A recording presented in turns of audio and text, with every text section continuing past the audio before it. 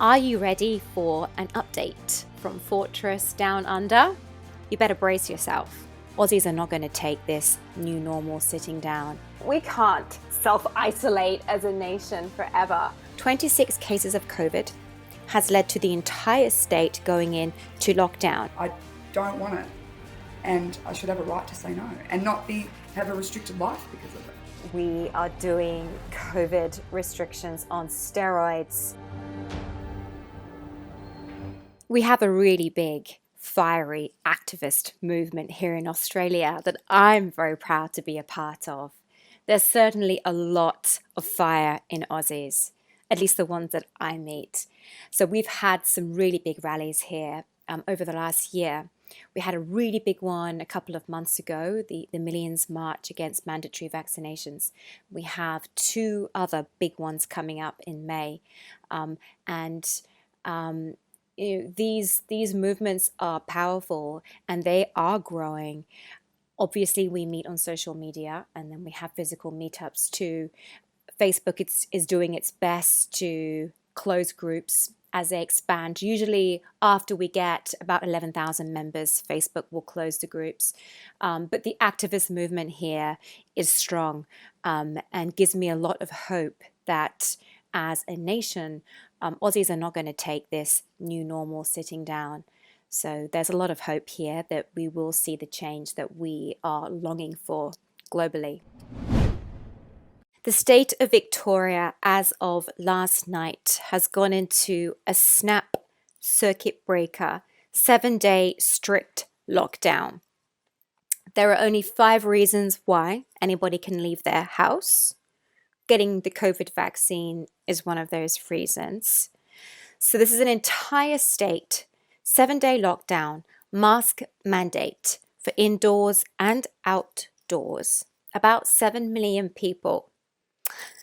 But guess how many cases of COVID?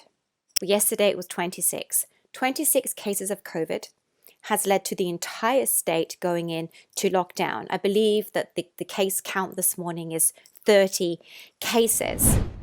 With this lockdown that we're under right now, I actually think people are beginning to ask that question too, because we can't self-isolate as a nation forever, and yeah, compared to last year, there are more people going, we kind of need to see this through. We need to let it come through the country because we can't keep doing this. We can't keep freaking out about 10 cases becoming 20. Here in Sydney, where I am, we've been in lockdown for a couple of weeks and we've been told that our lockdown will definitely extend, no schools, for at least a couple more weeks. This is because we have cases of COVID. So today we were told we have another 65 new cases. Yesterday was another 95 new cases. And what they like to focus on particularly is that some of those cases were active in the community before they were diagnosed. And it is that makes us particularly cautious about these new cases. So of the 65 new cases we've had overnight, 28 were active in the community while infectious. So we have to be abundantly cautious because of this. And apparently we need to see those numbers get to 0 before the lockdown is lifted. If you don't have symptoms and you live in Greater Sydney and you work outside of Greater Sydney, you need surveillance testing if you don't have symptoms once a week. If you live in a Fairfield area and you don't have symptoms and you work outside of Sydney, you have to get tested every 3 days. If you have symptoms, the surveillance testing doesn't apply to you because you should stay at home, but you should get tested and stay at home. Australia has a case of OCD, obsessive compulsive disorder, an obsession with cases, not severity of illness, but cases. Australia is full of hypochondriacs, people, many of whom do not have symptoms but are so obsessed with COVID that they are queuing up to get tested when they have no signs of illness. I went to my own local garden centre last week without my mask because I'm exempt from wearing a mask. But they called the police on me.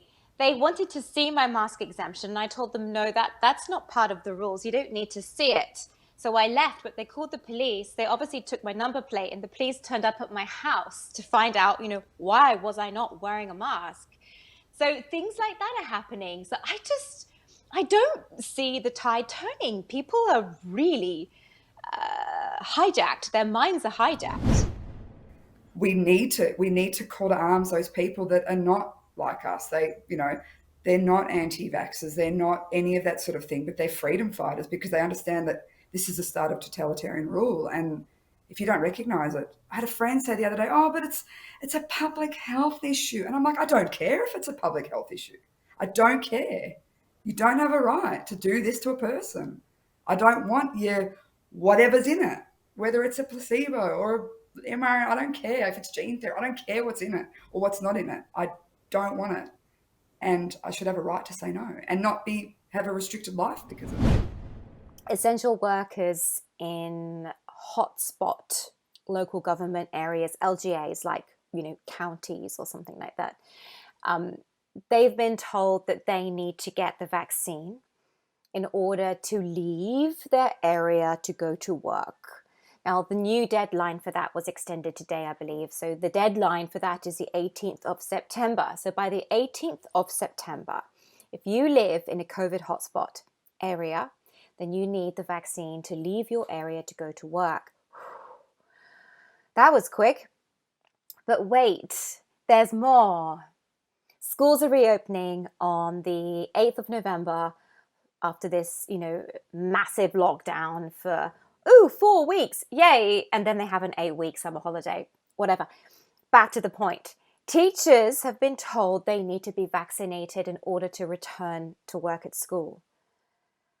Yeah, that happened. But wait, there's more. Healthcare workers in New South Wales Health, I'm talking about New South Wales here, okay? New South Wales health workers have been told they need the vaccine by the 30th of September. I mean, seriously, this is happening in Australia today, guys.